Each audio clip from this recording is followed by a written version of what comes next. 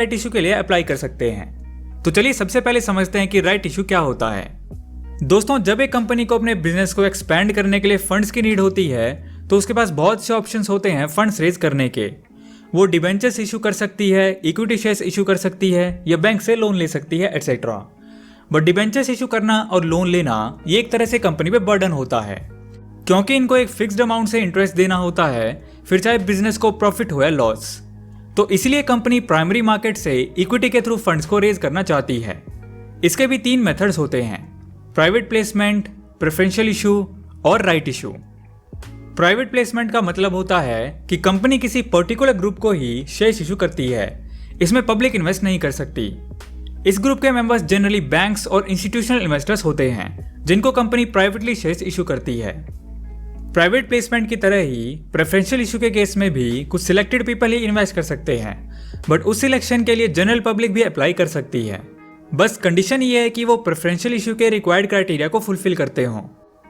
और right issue, जैसा कि इसका नाम ही है, जब कंपनी एक्सपैंड करती है और उसके लिए फंड रेज करती है तो पहला राइट अपने एग्जिस्टिंग शेयर होल्डर्स को देना चाहती है ताकि उनकी ओनरशिप डाइल्यूट ना हो। इसके लिए मैं आपको एक एग्जांपल देता हूँ। फॉर एग्जाम्पल, मान लो आपने अपने फ्रेंड के साथ 50-50 पार्टनरशिप में एक बिजनेस स्टार्ट किया है जिसकी वैल्यू 1 करोड़ है। आप दोनों ने 50-50 लाख लगाए हुए हैं और आपका बिजनेस अच्छा चल रहा है। तो मान लो अपने बिजनेस को ग्रो करने के लिए आपको एडिशनल 1 करोड़ की रिक्वायरमेंट है।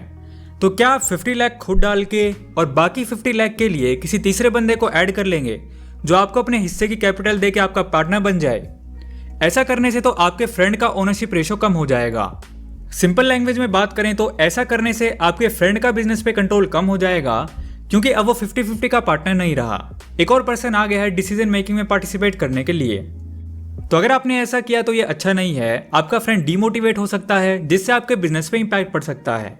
आपको पहले अपने एग्जिस्टिंग पार्टनर से पूछना चाहिए कि क्या वो इंटरेस्टेड है और क्या उसके पास और कैपिटल है लगाने के लिए। अगर वो कहता है यस और वो अपने हिस्से के 50 लाख दे देता है तो उसकी ओनरशिप सेम रहेगी। ये तो हमने आपको समझाने के लिए एग्जाम्पल लिया है। जब इसी तरह की प्रेफरेंस कंपनी अपनी एग्जिस्टिंग शेयर होल्डर्स को देती है, वही होता है राइट इशू। कंपनी के केस में जो शेयर होल्डर्स होते हैं वही कंपनी के ओनर्स होते हैं, और बिजनेस की एक्सपेंशन के साथ उनकी ओनरशिप डाइल्यूट ना हो, इसके लिए राइट इशू किया जाता है। चलिए अब देख लेते हैं कि राइट इशू कौन कौन से टाइप के होते हैं। फर्स्ट है रीअनाउंसेबल राइट इशू।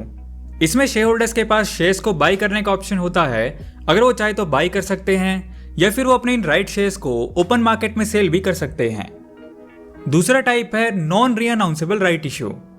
इस तरह के राइट इशू में शेयर होल्डर्स अपने राइट्स किसी दूसरे को सेल नहीं कर सकते, बस वो खुद चाहे तो उन शेयर्स को बाई कर सकते हैं या इग्नोर भी कर सकते हैं। चलिए राइट